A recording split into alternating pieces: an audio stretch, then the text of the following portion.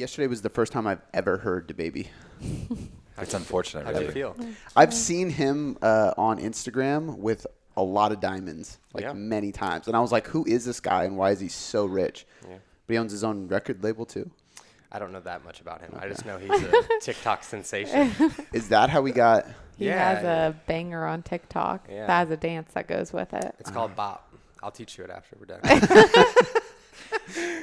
DaBaby. DaBaby. DaBaby. Me and Austin talked very briefly about this yesterday. Not a fan of new rap. Not a huge fan. I'm not either. I mean, I'm more of a fan. I'm more of a country artist to begin with, but new rap is humorous to me. I find it very interesting, the fact of how popular it is from a social media perspective and how it pops off.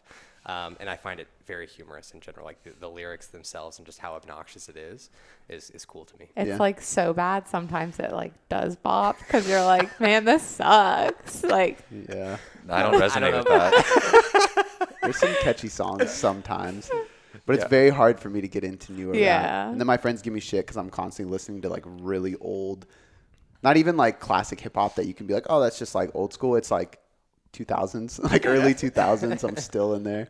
Yeah, I like classically, if they are new hip hop artists, I like classically inspired hip hop artists. So if they're making obviously new music. Like Kendrick, J. Cole. Yeah, like, Logic. Like those kind of, those are kind of more my speed than DaBaby. I like Logic, Russ. He likes good hip hop too. He likes, I think, annoy himself. DaBaby was my first impression on Alex's hip hop. That's pretty representative of Alex. I'm glad. Well, Alex, I'll say with music, we both go through trends, and especially in the summer, it's more country and then more rap in the winter kind of thing, just how it goes. But we will get caught on songs and just listen to it until we hate it. I burn songs out. I'm the same way. He does that with lingo as well. Oh yeah. Which you do it now too. So you both do it with lingo. So you basically, I think, who was it we were talking about this too? Simon from Iron Paradise. Oh yeah. Then he started saying yurt as well. What I say about yurt. I said I have not lived this down like every day. I literally last night was like, Shannon, it's not funny anymore. I said that's tight, and she like that's tight. We were driving and I literally saw a car. She's like, oh look at that car. I was like, damn, that's tight. And she starts crying, laughing. And then I started laughing, and she was like, you sound like a young boy. Yeah. Like, what are you saying? And I was like, I don't know why I said that. I don't know why. But now everything that happens, she's like, oh, damn, that's tight, Cody. And she's like, fuck, shut up. I'm going to bring that back. Shoot. I was trying. It did not work. If you can't roast your significant other, then there's no point. Yeah. 100%. Yeah. 100%. You need to be able to. Yeah. I wouldn't take you for a country guy, though. I guess, is that more popular in your guys' neck of the woods? Midwestern, in the Midwest, I'd say like that portion of the Midwest is very poor geography. Like I didn't want to say Midwest because I was like, I don't even know if it is. So everywhere from like Kansas. So Kansas is basically you drive from Kansas into Colorado. And you guys are Kansas, right? No. Kentucky, that's right. That's still you can. So from what would technically it is the South, but it's the South within the Midwest, which is even more confusing. Yeah. But essentially from like the eastern part of Colorado, the most western part of Kansas, that's like 15 hours. So you could drive 15 hours straight without stopping, and you're still technically within the Midwest. That's wild. It's wild. Yeah. Which I think it's West more... Coast is literally a state. Well, I guess that makes sense. It's like West Coast, East Coast, and then everything else is...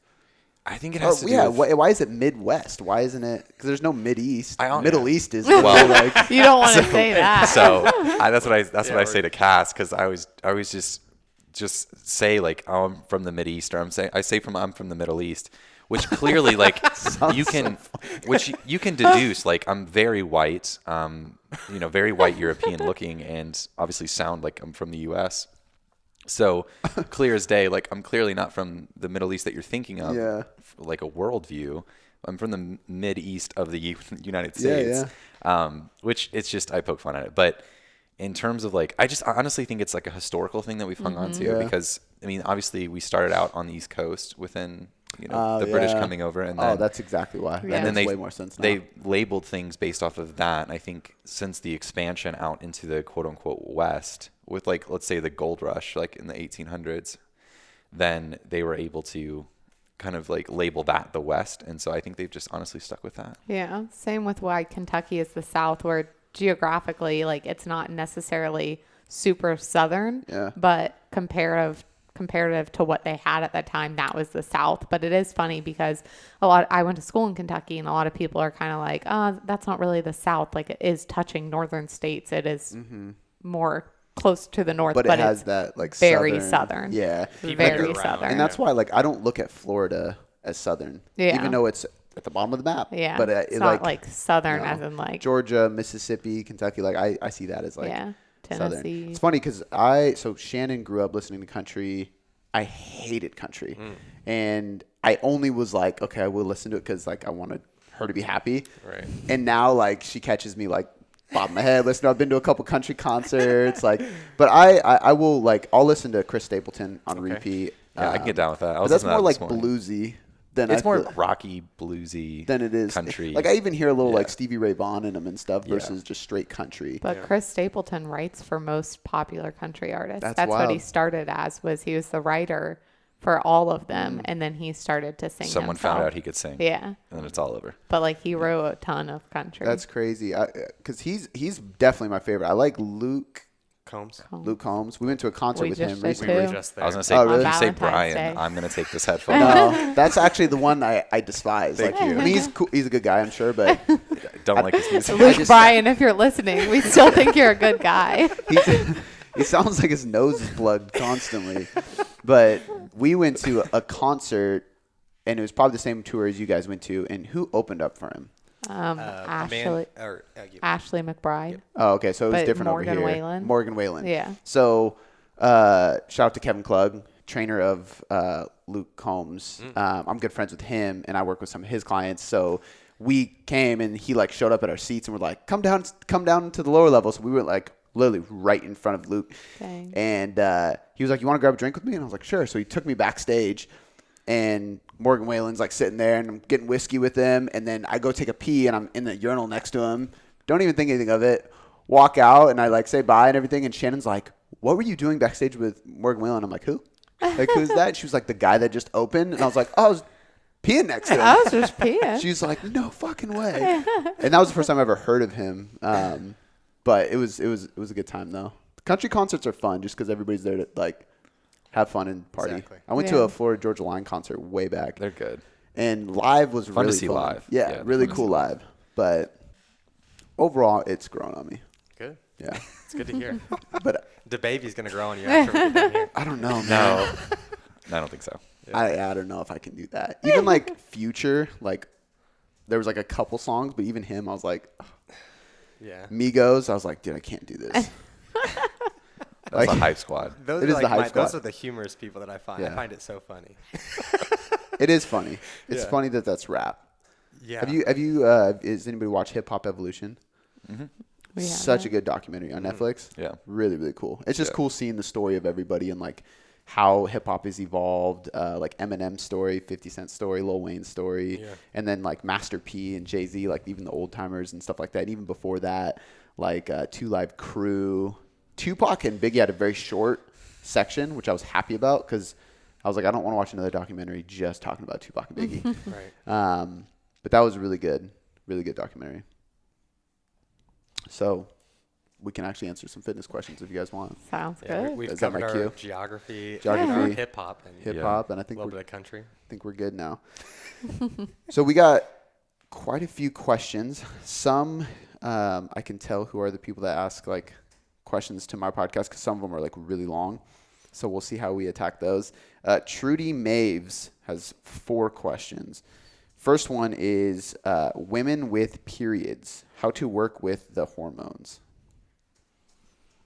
Take it away. Yeah, I think that's a great question. I think that there's research talking about training and periodizing it through the different phases within a woman's menstrual cycle, but I do find that oftentimes that's a little bit much to change training based on what cycle you're in as part of your cycle. It's just a lot. I will say learning each client and learning about kind of when they don't feel good versus when they do feel good is huge, because I have clients that they feel their worst the week before their cycle, some that feel the worst the week of their cycle, and some during while they are ovulating. And so figuring what that is so that I can structure training a little bit towards that, not to the point of like, hey, each time that you are menstruating versus doing something else, we're going to have different training in play, but being able to kind of play to it to a certain degree, but being able to also make sure they're pushing themselves, but feeding them towards it. I would say I more so change food around cycle than anything else. Changing macro allotment if someone's struggling with digestion or like major bloating or anything like that, being able to change the macros more so than the training. I would agree. I think like I'm usually changing diet more than anything. I've heard people actually change training depending on the cycle or the phases, and I'm like, at that point, the follicular cycle, all these different cycles, you're literally like changing training every week. It's like your intensity is going up and down. I know there's some research that shows like like the week prior to the actual period starting, sometimes I can't remember if it's that week or the week of where like injury risk actually goes up. So I know like sometimes deloading a little bit, but I think if you're just talking to your client and listening to their biofeedback, you can kind of, and it's a lot of it's psychology too. Like, how are you feeling? And like, I'll try not to make too many big changes around that time because they're already stressed out. It's like, let's just get through it. I think as long as you're instilling autoregulation, which I know you do, and I know we do, is just talking to your clients about the fact of, hey, you may feel this way or you may feel that way, and ask them how they're feeling. But as long as the kind of the cornerstone of your foundational programming is built around auto-regulating things based off how you feel, like we know when to push, we know when to pull back, and if you feel bad, then pull back. If you feel great, it doesn't matter kind of what different books or papers are saying. It's in the sense of, do you feel great? Then go. If you don't, then don't. And then we'll live to train another day is always a better philosophy. I think it's gotten blown up with like all the seed cycling and all this like crazy stuff, which seed cycling, literally there's not a single research paper that I'm aware of that's actually been documented on it. And I'm not saying like anybody who seed cycles, like it's worthless. It's not really my realm, but I just think it's kind of getting blown out of proportions, like the specificity of what's needed. We can do that. The industry is great at blowing things out of proportion. Yeah.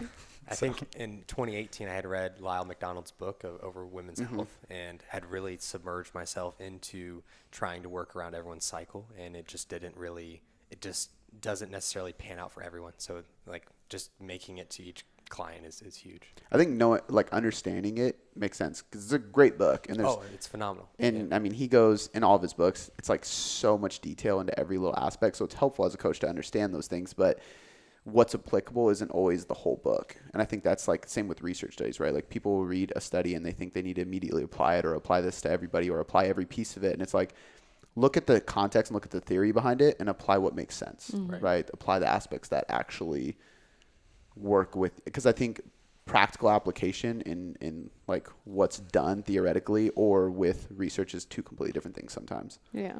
Well, you can read the same book twice and get a multitude of things different from each read. So, I mean, one that I like to always go back to is like Tribe of Mentors by Tim Ferriss. And every time I read it, I get something different from it that I needed at that time. And I think that same thing with different modalities or strategies we use as coaches is like, you just have different things that you're pulling upon or using as tools at different times. And I think you made a good point. Like I think that's a great book to do that with, read multiple times. Cause I think depending on where you're at in your life, you'll probably relate to a different person's story. Because I haven't read that book, but I'm pretty sure it's literally just a bunch of different people. He has the same. So he has the same like anywhere from like 6 to 10 questions. He has the same questions to these like 80 people, I think. That everyone from the Dalai Lama to Shaun White to, obviously that's a huge, array of or gap that you can fill with different types of people. And so, you get a multitude of answers and everything from the way they conduct business, the way they kind of like the philosophies on their life, but also what's the best product you bought for $100 last year. Yeah. And it's just like you see the practicality in the way that people think about even their daily purchases or things like that, which then shed light on different things. But yeah, it's a great book. I've enjoyed it. That. I actually I've never listened to Tim Ferriss's podcast. So, which is crazy because he's like one of the original podcasters. Yeah. He just came out with one with Ryan Holiday you'd really like. really enjoy that. Yeah, I one. need to get on that, and I need to read that book too. One thing you mentioned that I think would be a cool question to just kind of throw out, wasn't asked, but you talked about autoregulation. Like, how important understanding that, or being okay with auto-regulating instead of always going by the book or always going by paper, if that makes sense. I think, like, I remember a time where I was, like, one of the first, like, very serious strength programs I ever followed was probably with a lot of people, 531, Jim Wendler. Mm-hmm. And it was, like, by the book percentages all the time. And I remember getting frustrated on my, like, third cycle when I wasn't hitting the percentage, but hadn't deload, shitty night of sleep, whatever it may be. And that was when I had to really start thinking about, like, okay, what's on paper isn't always the answer. Using autoregulation, using RPE, things like that is helpful. How often do you guys use that in your coaching, and, like, what's the variety of where it applies? Go ahead. I would say that for me, it's honing in on what self-awareness and what that auto-regulation is for each client. So I find that if I just say, like, oh, auto-regulate that, or, like, do that, people are kind of like, oh, well, aren't you here to coach me? But it's being able to kind of give a guiding force as to, I want you to do this, but I also want you to read into how you're feeling as you do it. So for example, something that comes up with my clients is it'll be kind of the question of, should I go to the gym today? Or, like, I'm really exhausted, should I take it as rest? And they're kind of having that internal dialogue of, am I making an excuse for myself? Am I tired? Or am I actually needing to take this rest from the gym? Or do I actually just need to, like, buckle up and go to the gym? And it's kind of when they get to that point where they can tell me in a check-in, like, hey, I actually was able to listen to my body and I actually needed a rest. It wasn't just an excuse. And that's, like, a huge for auto-regulation of being able to tell the difference between what's an excuse and what's me actually looking at the whole picture. Because for myself, even yesterday, training, I was tired. I mean, time change, all these different things. And it was really cold in there and I wasn't getting warm. Like, even when I left after a full session, my hands were still cold. My fingernails were blue. And I was supposed to push myself in that session. And it was, I just finished a deload. By the book is like, I'm supposed to be back at it. I'm supposed to be good. My 2 sessions before I came here, I felt really good, really fresh. Yesterday, I just was not doing well. I wasn't feeling the best. Picking up weight from the ground, deadlifting, was putting my lower back in an unadvantageous position. And so I was able to auto-regulate instead of being like, by the book, my programming says I have to do X, Y, and Z. It was like, I'm reading myself right now. I can't do X, Y, and Z without hurting myself. And so being able to see that for auto-regulation, I think is huge. Huge. Anything to add? I think it just, so at what cost is it worth it? And I think you have to kind of measure too. Like, we talk a lot about the difference of physique-based goals, strength-based goals, competition-based goals. Like, you need to have a metric. You're kind of, what's your North Star? What are you working towards? And if, you're 2 weeks out from a powerlifting meet, you may have to just nut up. Like, you just get over it. You're fine. Or it may be good to autoregulate. So a lot of autoregulation research comes from powerlifting and strength sports. So they're kind of the cornerstone, leaders in the autoregulation world, and even more of the RPE, RIR based world. So they're the ones that kind of are gauging this fatigue rate over time and using that as a metric to then adjust their programming from that. So I think from a physique-based standpoint, we can take those principles and then apply them to better or keep our career going, or keep a prep going, and make it a little easier on yourself and not wear out as quickly and burn out as quickly, and dig yourself into a hole too early. And even Alex, I'll hand it over to him, because he was saying earlier, kind of the way we program and the way that we go about things just kind of keeps people more fresh throughout their preps and sets them up a little bit better. So I think one thing is huge, just to feel beat up. Like, people don't even know necessarily what that feels like. So for them to really go through an experience of being like, damn, I know what being run down actually feels like. Okay, I can kind of auto-regulate from there. Because if you're expecting the individual to know what that feels like without ever experiencing it, you're really putting your both in a really poor position. But I think that what we've experienced with our prep athletes is just the manipulation of stimuli and figuring out the just volume that we can allocate and things of that nature has really been helpful for them to not get to that point where they need to auto-regulate to a great degree. I think the only thing I would add, because I agree with everything you guys said, the only thing I would add is, like, teaching clients what symptoms to look out for. Because like you said, I was going to add the failure piece, so I'm glad you did. When you're approaching that, like what things start to happen, so they can feel the symptoms, recognize the symptoms, and know that, okay, in a couple of weeks I'm going to be like really taxed or burnt out, and now I can pull back and avoid that. Same thing with dieting, training in general. And I also think it's really important to go to failure with a spotter, especially after I saw there was a study on it, but I've talked about this multiple times, and I think I've always really liked RPE and RIR, and it works really well for me. And I've had clients that are like, I don't know how to gauge this. And I'm like, go fail.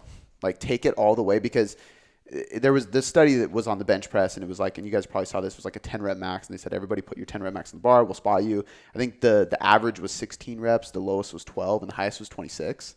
And like with a 10 rep max. And it's because people underestimate what an RPE of 8 or 9 or whatever is. And then actually read up on this. I mean, there's a lot of good articles and stuff, but like learning what true RPE is. Because I think 2 reps in the tank is completely different to certain people. So there's been plenty of times where I'm training by myself in this big place alone, and I'm like, that's like an RPE 8. And then I'm like, you know what, I can keep going. And I squeeze out 4 more reps, and I'm like, I probably still could have done 2 more. And you don't realize how like far you need to go. Because RPE 8 should be challenging. And I think a lot of people think RPE 8, like when you're leaving 2 in the tank, you should be like, it should be a breeze. I think there's I think people mistake reps getting hard for failure, because there's a point at which a rep gets really hard and rep speed starts to slow down. And I think then there is failure. And I think for many people, there's a large gap that you've yet to fulfill or experience in between. Wow, this is getting hard. It's creating a lot of metabolic waste or buildup. I'm feeling the burn. I'm starting to feel fatigued within this set. But unless you've been pushed to that point, do you know where failure is? Yeah. And so let's say after 6 reps, the reps start to get hard. You may get 15 reps out of that set. But if you've only experienced, well, it gets hard at 6, and then I usually stop at 8 because I'm like, I don't think so. If you've never gone to 15, you've never experienced that failure. Alex and I talk a lot about kind of going into that gear. And I know Sue goes into this next level gear of like, I'm reaching failure and I'm going beyond, but yet I'm still somehow moving. Like with split squats, for example, some of the videos I've watched you go through that is hell, just to watch. And I know what it is to experience. Like so from personal experience, I've been put through many different types of sets. And through that experience, like I've done, let's say what I thought I could do 10 reps of a leg press, I've done 25 reps of what I thought I could do 10 with, to the point where my quads feel like it went from a warm burning sensation to a sensation almost like icy hot, in the way, like reverse icy hot. Like they got warm, they were pumped, and then it's almost like they froze over and they became numb, but yet I was still pushing. Yeah. And it's that you get to that feeling, and it's understanding what failure is, I think, is super, super important. And understanding how to gauge RIR or RPE is to understand failure first and know where your thresholds lie. And then you just get better. It's a skill-based thing, right? So you're constantly getting better at gauging what that is, and it's always relative. It's always in flux, I think. And like yesterday for Sue, like that RP was much different yesterday. Our RIR is much different for her yesterday. And even for us with the RDLs we were doing, like much different.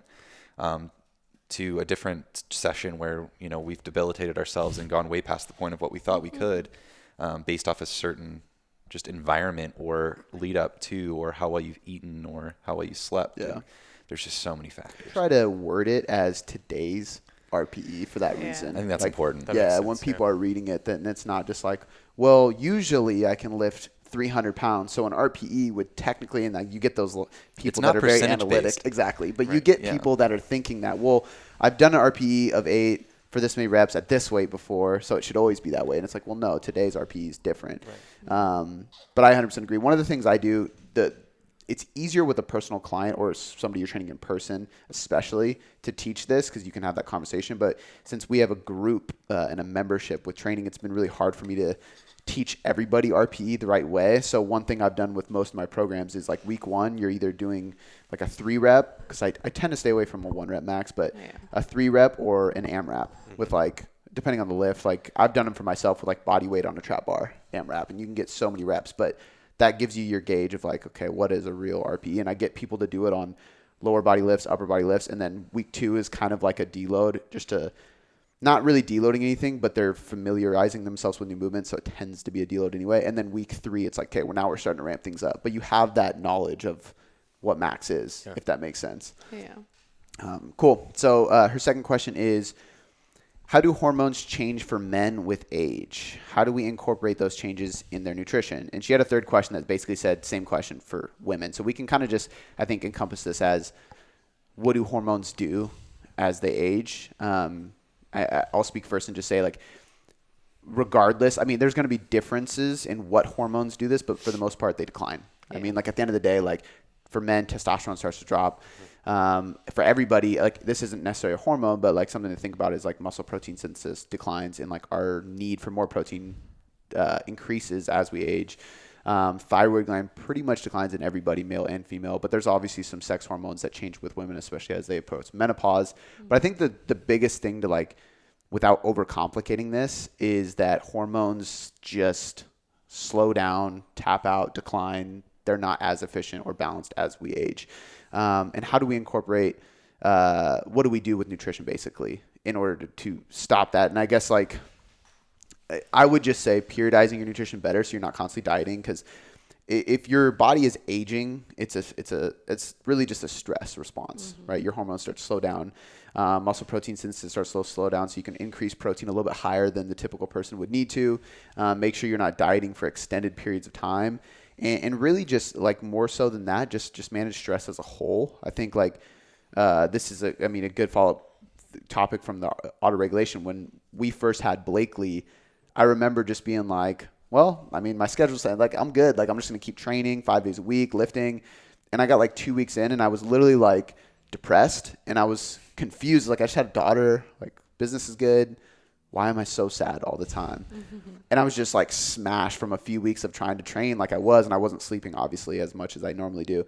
And I had to like pull back training significantly, like 3 days a week of lifting and a couple like casual walks around the neighborhood. And I felt amazing. But it's the same thing, like, when there's great amounts of stress, which is part of aging, I think people just need to make up for that with recovery. So the more stress comes in, the more things you're trying to do to recover, if that makes sense. Yeah, I think stress management is the biggest thing with clients as they age, is that they have so many things on their plate, kids, work, all of those things.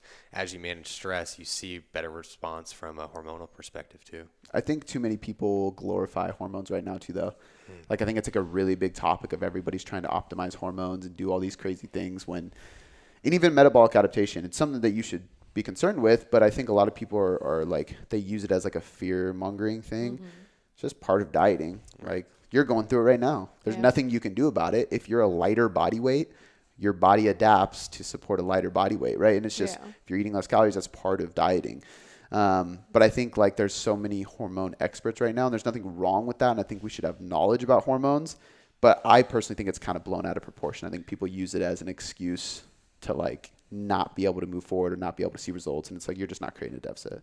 I think you have to think of it kind of as a evolutionary thing. So why would this have been advantageous for this to happen? So, like, if you have lower food availability or lower body fat levels or lower whatever, hormones should adapt to that, because that's how the people who came before us survived the conditions they did. That's how these things happen and how we, came to even exist. So as far as that goes, I think understanding kind of the root of why the adaptation is what it is, and doing our best to work around it and help improve the situation. But I think to pretend like it shouldn't exist is just foundationally wrong. So I think trying to put band-aids over things that are just, they are what they are, and this is the way that our physiology works, this is the way that our biochemistry works. Okay, then how do we then address that? Then how do we go about that? We manage stress, we nutritionally periodize things, we periodize our training, we deload, we auto-regulate, we do all these things that are fairly unnatural from the extent of which we evolved. And so, I mean, we may have, obviously you would have, let's say you went on a hunt and you had short bursts of energy, or you had to migrate over long distances or something like that. There are many things that would have upregulated, downregulated from there. But to say that our ancestors went into a gym and actually absolutely obliterated themselves with, let's say, we've done sessions. I remember some of the sessions we did. I was talking about this the other day. I remember deadlifting like 50,000 pounds of volume in one session. And it's just like, that wasn't that out of the ordinary. But how out of the ordinary from our human selves is that? Yeah. Like how we evolved. Like we didn't adapt. It's going to take us a long time to adapt to that and create, new machinery to deal with the stress like that. And our modern day stresses are different and we react differently. So I think managing stress and then understanding why these things are the way they are, and then kind of just accepting what that is and altering our life or adjusting our life or enhancing our life in other ways. Yeah, I would say stress and sleep.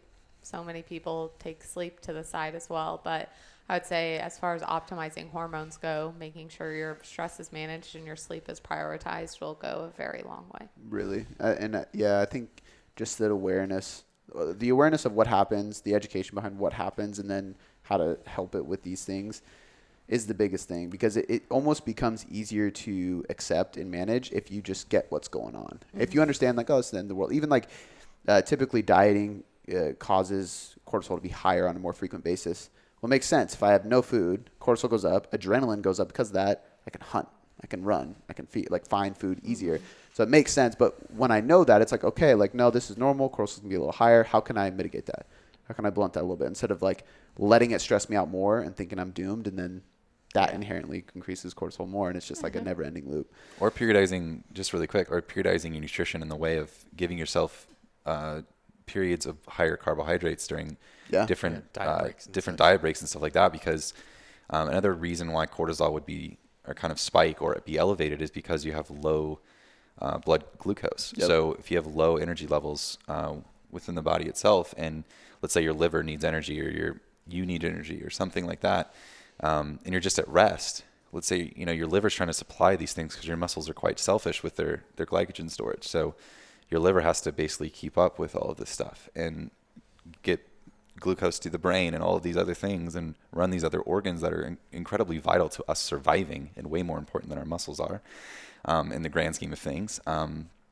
So at that, I think it's just going through and understanding why it's so important to have nutritional periodization, diet breaks, and then not being chronically low carb, which is the threat you run with chronic low carb diets. And it can be helpful for a time period, but there's definitely times, especially as like a lean training athletic individual, carbohydrates are important, and they help with the management not only of blood sugar, but also the management of cortisol and the catecholamines and stuff like that. This is a side topic that I think would be interesting to get everybody's opinion on, but like what trends or things you think are going to come up in the next year or so. And I say that because keto was around in the 80s, came back. There's been different training modalities that have came back. Carb cycling even did a little bit. But we see these things that kind of cycle. Intermittent fasting is another thing.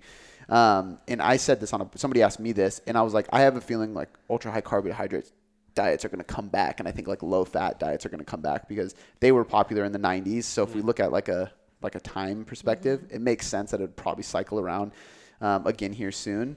But I've also seen more and more physique athletes going like ultra high carb, pretty damn low fat, and they're getting amazing results. And it makes sense if we look at everything we're talking about with cortisol and stuff. Now, there's obviously a hormonal factor that's an issue with low fats. But I've even had some people that are in my membership site that were like eating really low levels of fat, but they were at maintenance or above because of carbohydrates.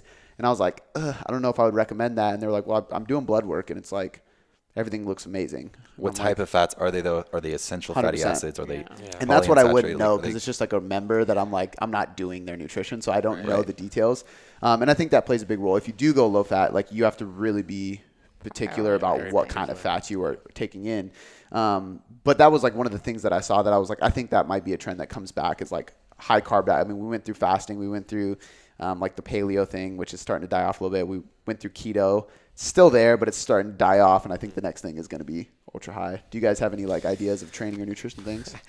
It's hard to know, honestly. I don't know. They come They come and go and come back, and I feel like they're always like low level there, and I forget about them. And then like I'll have a client, or I'll be visiting family, and someone will be like, "Oh, since you're into fitness, I've been doing this thing recently," and I'm like, "Oh, that's back again." Yeah. Okay, sounds good. I typically run into it that way as well, like going to family gatherings or get-togethers of people that aren't really in the fitness world or coach, obviously, or just normal people going around about their business, and you just hear about these trends that are kind of happening, and you're like, oh, okay, that's a thing now. Let me look that up. And last gathering I was at, it came up where there was this new diet. There's a couple new diets talks about. One was like the fuck it diet. And I was like, repeat yourself, please. I was like, what do you mean by that? Like, what's the premise of the diet? And it's basically like a mix between intuitive eating mixed with, some other, a few other things. And it's so at the end of the day, it's just a blend of other trendy diets that they've now, I think it's like the same thing that's happening within like the publication industry since Mark Manson released his original, The Subtle Art of Not Giving a Fuck. It's like now there's so many books with that sort of title, and that going that route. I think that just happens with diet trends as well. Like there's a successful one, and then who from a corporate level, like who creates a product based around it. So I think keto was fueled so greatly by these exogenous ketone companies that were spreading this message, and they were spreading this MLM hierarchy of things and profits and motivations for people to keep spreading and keep spreading, to keep making money and keep making money. And they were just feeding and fueling the system. And you see when that happens, I think that's where you get longevity of a trend. Yeah. And without the backbone of corporate America, or without the backbone of the corporate system or MLM system, you lose the longevity of something like that. It's the only fad diet that can really do that too, because you can't sell anything on intermittent fasting. Right. You can't really sell much on a flexible dieting approach. Well, now there's like water fasting, right? Like that's a new thing. Yeah, water and juice fasting. Yeah. Well, like people are even holding off on. So people are holding off on drinking water even. Yeah. I've seen that. It's really, really sad to read those Instagram posts, because it'll literally be like, oh, I feel so much more connected now that I didn't drink or eat. And it's like, what is it going to get to? Like air fasting? Like only took one breath in the morning and that sustained me the rest of the day until I literally died 2 minutes later, but felt sustained and really clear then. There would be a euphoric feeling because of all the shit internally that's going on. Like your body's like, dude, what are you doing? Stop. Like, yeah, that's wild. I think it's pretty crazy how we see things. And it's actually, I've been thinking about this a lot lately. It's cool. I've been doing this for almost 9 years, as far as like, I wouldn't say I've been like a high level coach for that long, but like I've been in this space doing things for 9 years. You've been observing for 9 years. And it's really cool to see things come and go and see what has stayed, which is never marketable because it's balance. It's periodization and things like that. But it is really cool to be able to see things come and go and see the different trends. I've been talking about the idea of, I personally believe that like individualization as a whole is probably going to be taking over more and more. And I think that's like one of the next, I don't even want to call it a trend, because I think it's a really positive thing that's happening. But I find more and more people want to commit to longer periods of time, pay more money, get more special attention, and have more of a specific approach that's like really designed for them versus following generic plans. Whereas when I first got into this, it was group fitness, boot camps, meal plans that everybody shared. Like it was all just as many people into one thing as possible, and it was highly unindividualized. And now it's like taking the completely 360, which I love, and obviously we all love because it's what we do. Right. But I think that's not necessarily a trend, but I predict that that's going to continue taking over, if that makes sense. I hope so. Same. Yeah. I think the industry needs it. Last question from Trudy.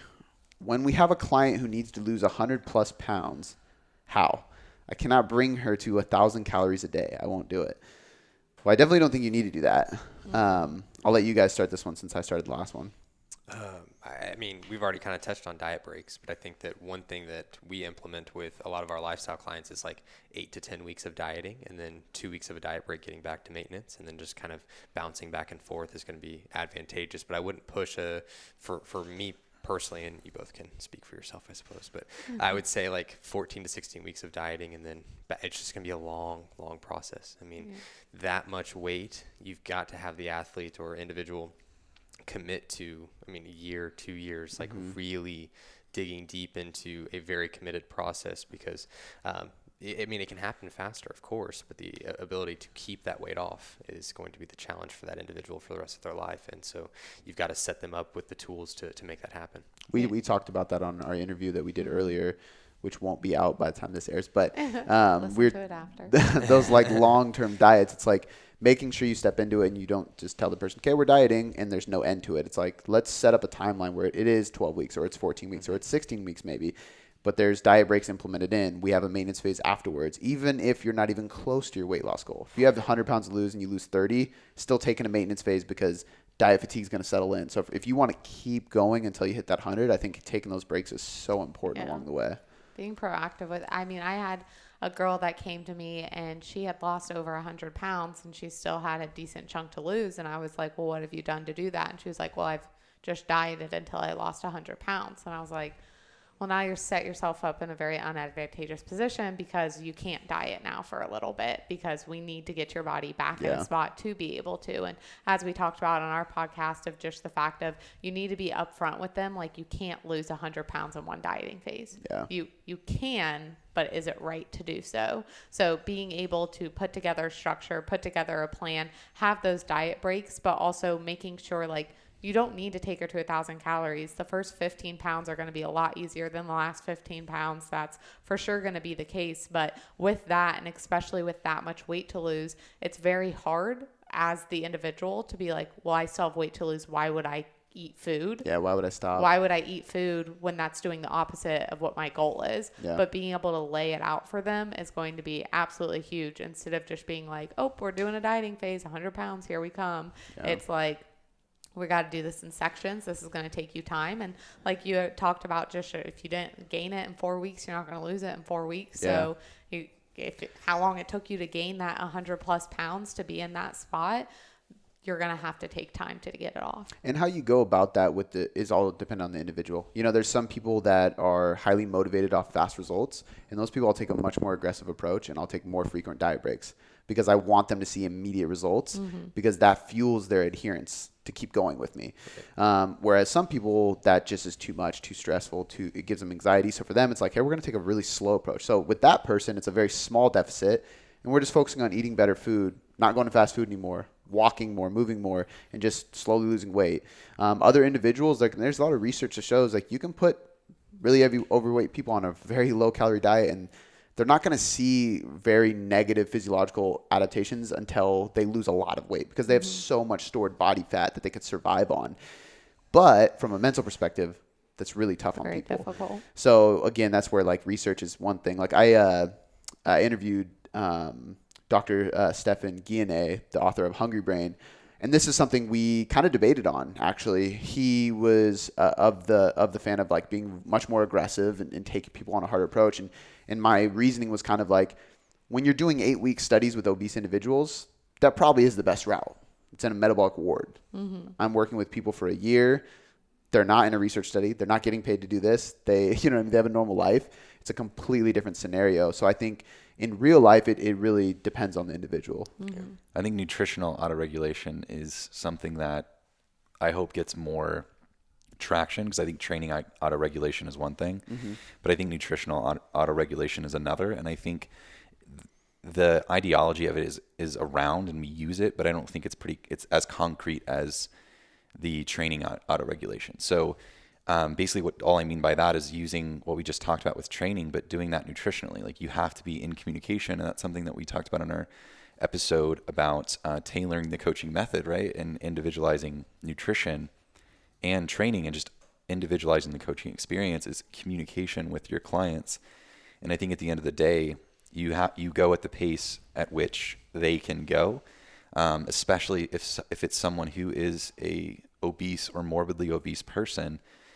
You're not just dealing with mechanisms and hormones and physical effort. You're also dealing with years and years and years of ideologies and psychological stress and trauma of what they're dealing with across their life. And you're also dealing with their life. If they have kids, do they have a stressful job? Are they constantly travel? Like, there's so many things that are going on. And I think nutritional autoregulation is one of those things that you can start to use and communicate with. And some people, you could go 14, we've had people, you can go 16 straight weeks, 24 straight weeks, and just, they love it. They're responding well. The weight's just falling off. Their blood work looks fine. And then there's people like that you think that you can put them on this deficit, but like theoretically it should work. And after 4 weeks, it's like, we already need a diet break, really. Okay. But people are different, and people react differently. They have different perceptions on what stress they can handle, and environments play a huge role. Yeah, who's their support system? Yeah. That's something I know Sue talks a lot about. Like, do you have a support system, and does your spouse support this? I think one of the realest stories that I've seen this told in was the show This Is Us, and basically. Sad show. Yeah, it's really good. It's a real show. And it's very real. They cover so many different topics so eloquently. And looking back at the couple that is overweight in that show, the man, or the Toby, the male in that relationship, after they have a child, he just takes his stress out by training. It became this bone of contingency. The better he looked, the worse she got mentally, because she wants nothing more than to do that. But she can't seem to get it going. But now it's not really a supportive thing for Toby in that regard, because every pound he loses has a negative consequence on his wife's mental health. And so it's like, what do I do? Yeah. Obviously, that's a super, super specific situation, but I just want to kind of give context to, this is a multifaceted thing, and you have to be very careful. I think that's super important to talk about that too, because I'll get people that have asked me about, like, if I'm like, it happened more so when I was doing my last photo shoot cut, like, and they were like, how are things going so well? Like, it seems like you're actually eating a lot of carbs. And I'm like, you have to remember that, like, I own a training space. My wife helps me cook dinner every single night. I have full control of my environment to eat how I want to eat. I don't get any judgment or comparison or anything to track my macros, set up my training at the perfect time of every day. There's just no limitation if I really want to dial in, because my lifestyle is designed around fitness and nutrition. And I'm open with that. And I think there's a lot of like influencers that won't talk about that stuff. And so they're like, you can do it too. And it's like, sometimes it won't be as easy for you as it is for me, because I've purposely designed my life for it to be easy. And I can help you try to design your life a little bit better so it's easier on you. But having like we were talking about comparison in our podcast, I think like eliminating comparison by just focusing on your environment, your body, like your goals is so important.